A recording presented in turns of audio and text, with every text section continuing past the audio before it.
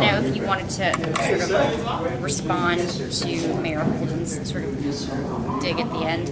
I don't even remember what it was. Remind me. About you sort of traveling around the country and not being...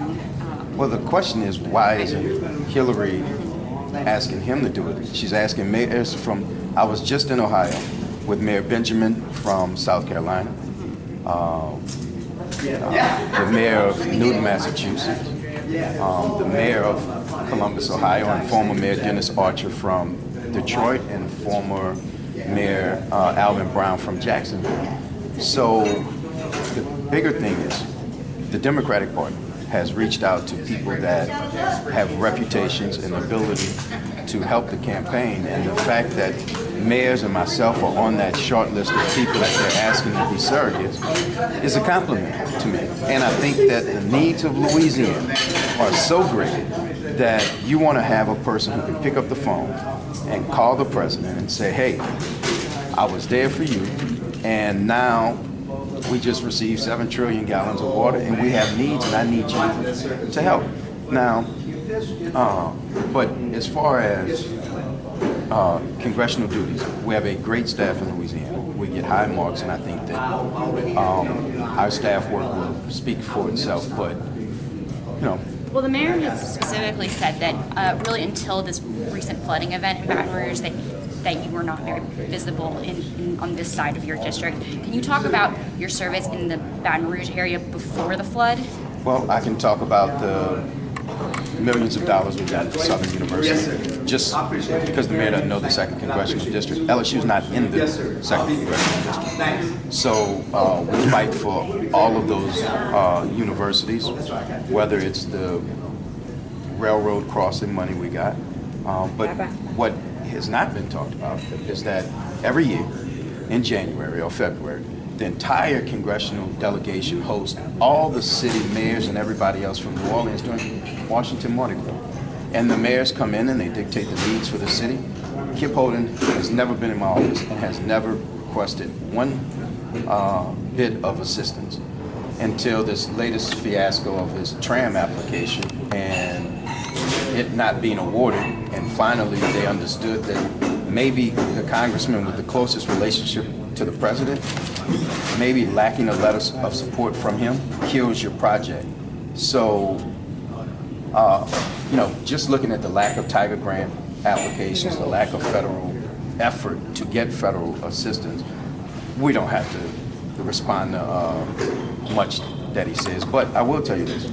We asked him when the day he qualified to run for Congress to step down and be a full-time candidate so that Baton Rouge could have a full-time mayor, because we were coming off of Alton Sterling and it was a very tense time, and Baton Rouge needed 100% committed leadership. And since that time, we've had a flood where he went to Taiwan instead of a congressional hearing, and he's going to say he wasn't invited. I did not invite him. I invited the governor because we were asking for almost $3 trillion, and it was just more than Baton Rouge that was affected.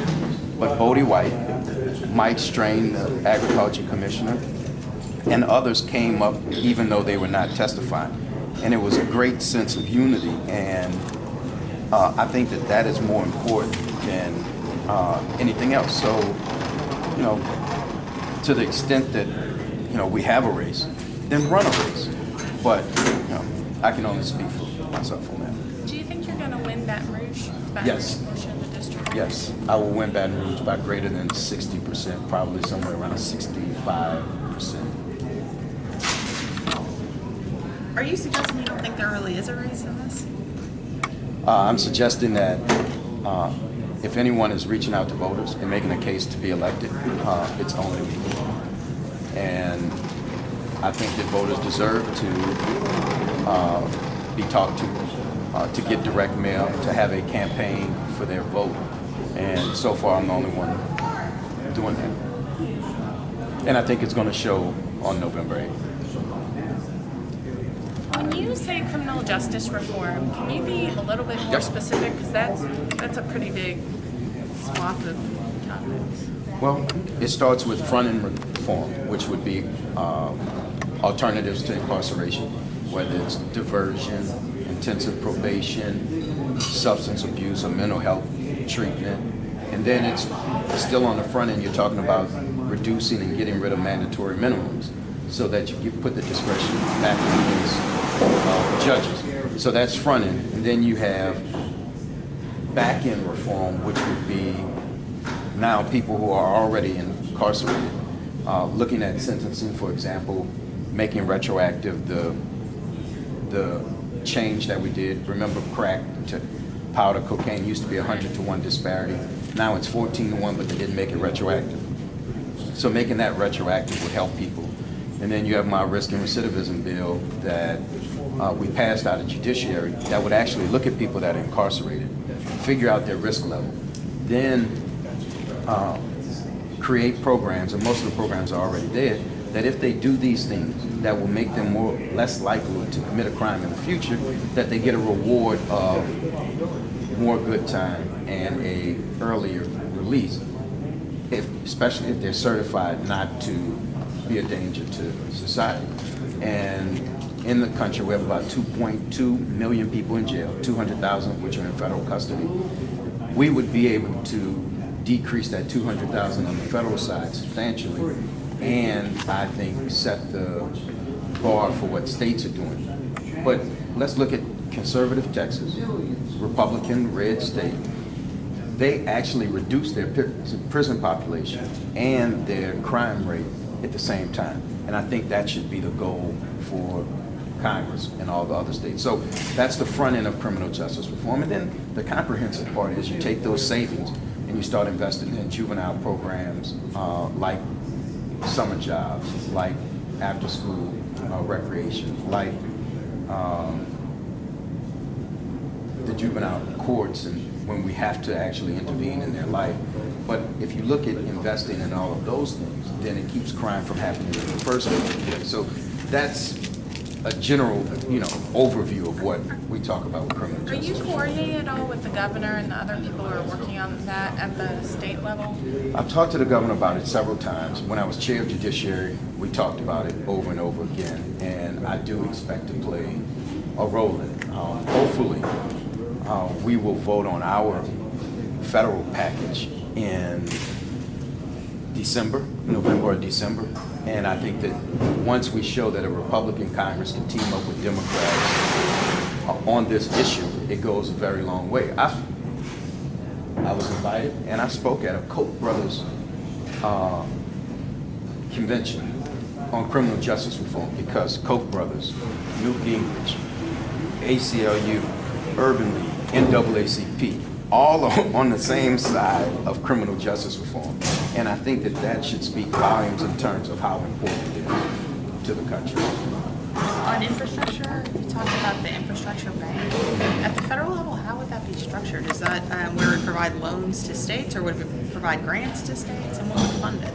It would be a combination of both, mostly grants, but it would come from the billions and billions of dollars that are parked overseas because companies don't want to bring it back into the United States because they're going to pay that 20-something% tax rate.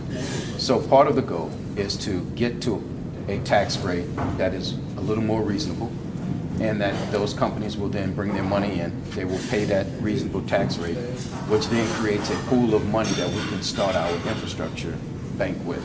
So that's the goal and what would be the beginning of an infrastructure bank. And then you have to look at things like very unpopular things like gasoline taxes and other things that would fund it. But the backlog on roads and bridges and things around this country are tremendous, and we have to figure out a way to fix it. But are you suggesting that the infrastructure bank is basically dependent on some sort of tax reform for corporate tax rates? That seems like a long shot. It doesn't have to be included in comprehensive tax reform, because this is a whole separate pool of money that is parked out there that I think you could actually make an agreement and reach some compromise on without full-fledged tax reform. However, I think both candidates and the House have set in their mind that full-fledged tax reform has to be one of the first things on the agenda.